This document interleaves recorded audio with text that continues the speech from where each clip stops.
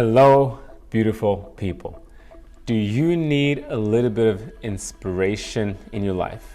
Inspiration to feel more alive, to feel more enthusiastic, to feel a bit more passionate, and maybe even perhaps dare to follow your dreams. Well, today I'm going to give you a little bit of encouragement, a little bit of inspiration, and hopefully some words that will spark the ignition that is needed for you to follow your dreams.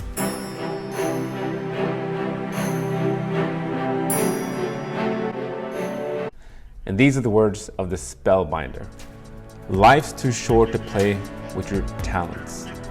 You were born into opportunity as well as responsibility to become legendary.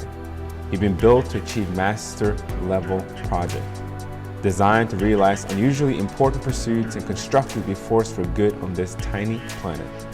You have it in you to reclaim sovereignty over your primal greatness in a civilization that's become fairly uncivilized, to restore your nobility in the global community where the majority shops for nice shoes and acquires expensive things, yet rarely invest in a better self. Your personal leadership requires no demands that you stop being a cyber zombie, relentlessly tracked to digital devices, and restructure your life to model mastery, exemplify decency, and relinquish the self-centeredness that keeps good people limited. The great women and men of the world were all givers, not takers. Renounce the common delusion that those who accumulate the most win. Instead, do work that is heroic, that staggers your marketplace by the quality of its originality, as well as from the helpfulness it provides. While you do so, my recommendation is that you also create a private life, strong in ethics, rich with marvelous beauty, and unyielding when it comes to the protection of your inner peace. This, my friends, is how you soar with the angels and walk alongside the gods. Each of you has a call on your lives. Every one of you carries an instinct for excellence within your spirits. No one in this room needs to stay frozen in average and succumb to the mass mediocrization of behavior evident in society, along with the collective deprofessionalism of business so apparent in industry. Limitation is nothing more than a mentality that too many good people practice daily until they believe it's reality. It breaks my heart to see so many potentially powerful human beings stuck in a story about why they can't be extraordinary, professionally and personally.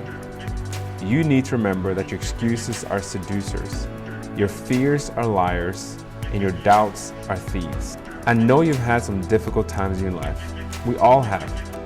I get that you might be feeling things haven't turned out the way you thought they would when you were a little kid, full of fire, desire, and wonder.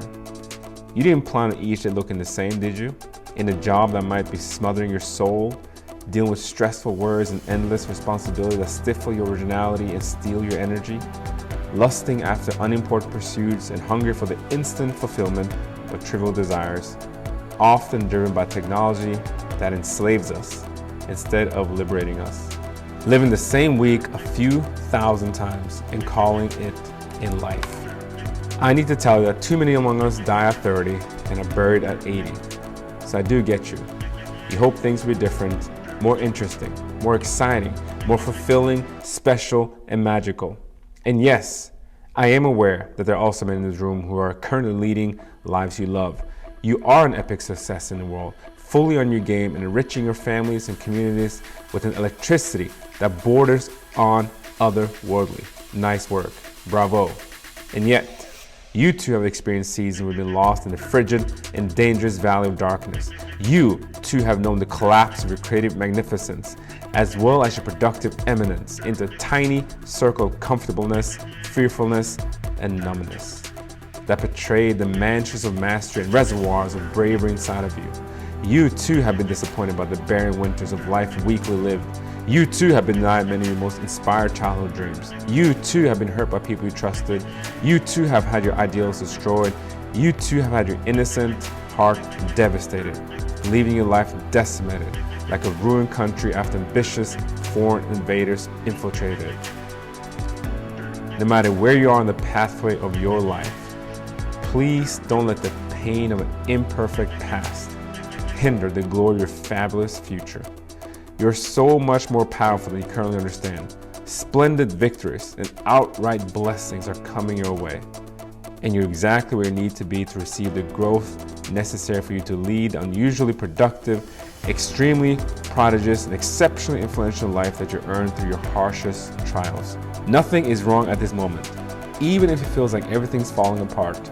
If you sense your life's mess right now, this is simply because your fears are just a little stronger than your faith. With practice, you can turn down the volume of voice of your scared self and increase the tone of your most triumphant side. The truth is that every challenging adventure you experienced, each toxic person that you encountered, and all the trials you've endured have been perfect preparation to make you the person that you now are. You needed these lessons to activate the treasures, talents, and powers that are now awakening within you. Nothing was an accident. Zero was a waste. You're definitely exactly where you need to be to begin the life of your most supreme desires. One that can make an empire builder along with a world changer, and perhaps even a history maker. Ideas are worth nothing unless backed by application. The smallest of implementations is always worth more than the grandest of intentions.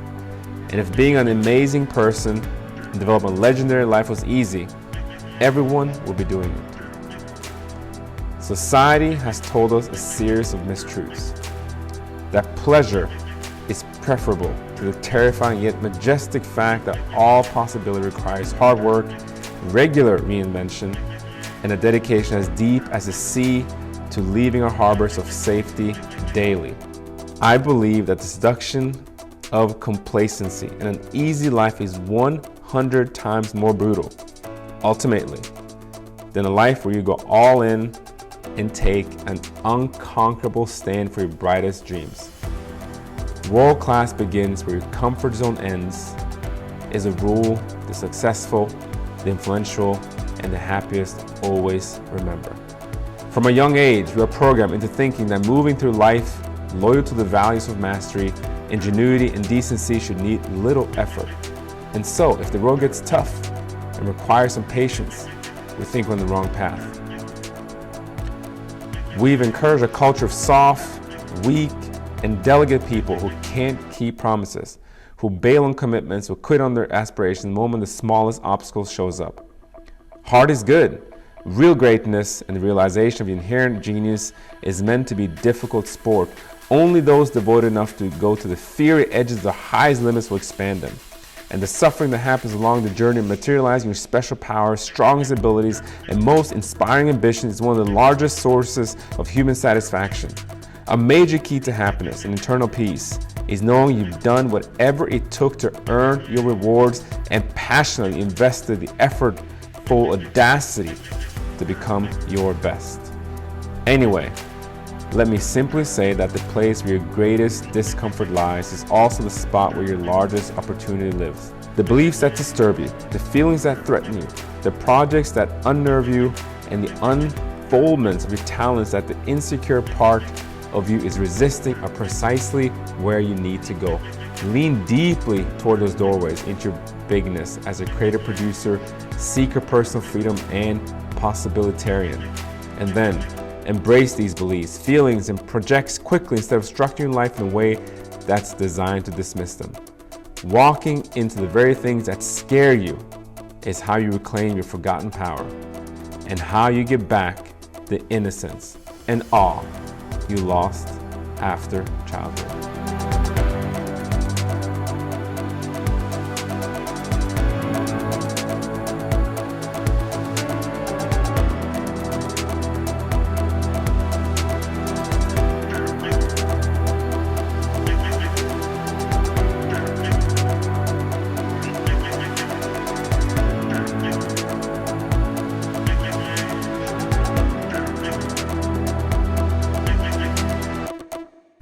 Those were the words of the Spellbinder.